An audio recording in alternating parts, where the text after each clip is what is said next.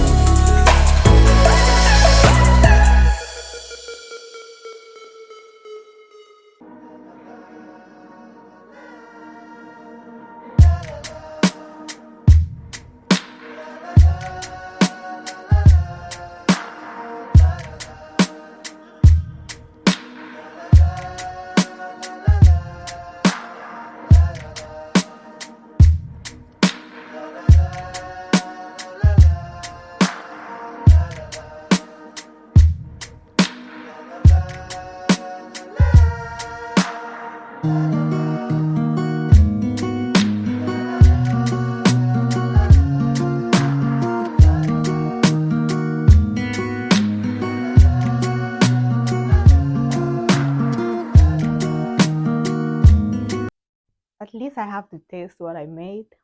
and it looks so good.